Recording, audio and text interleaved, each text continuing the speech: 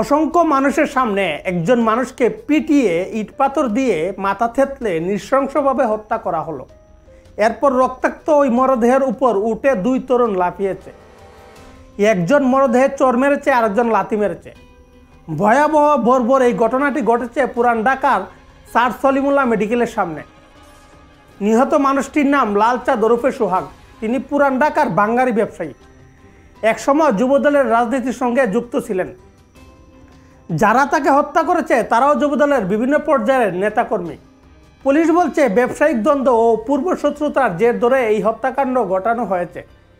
কিন্তু লোকমুখে শোনা যাচ্ছে চাঁদা না দেওয়ায় খুন হতে হয়েছে ব্যবসায়ী সোহাগকে। এই ঘটনায় বিএনপি দুজনকে বহিষ্কার করেছে।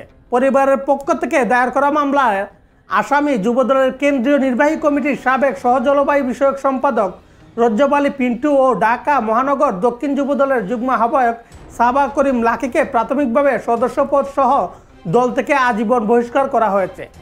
পুলিশ এখন পর্যন্ত 4 জনকে গ্রেফতার করেছে। এর মধ্যে যৌথ বাহিনীর অভিযানে এজাহার নামীয় আসামি মাহমুদুল হাসান মহিন ও তারেক রহমান রবিনকে গ্রেফতার করা হয়েছে।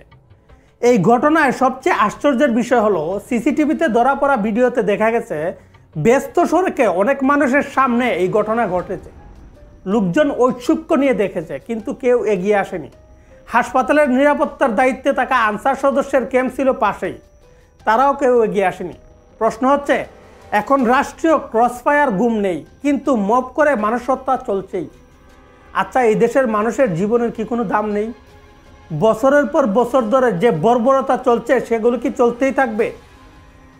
আমরা কি এই রাষ্ট্র ব্যবস্থার কাছে জিম্মি হয়ে থাকবো আজীবন? প্রশ্ন থাকলো আপনাদের কাছে।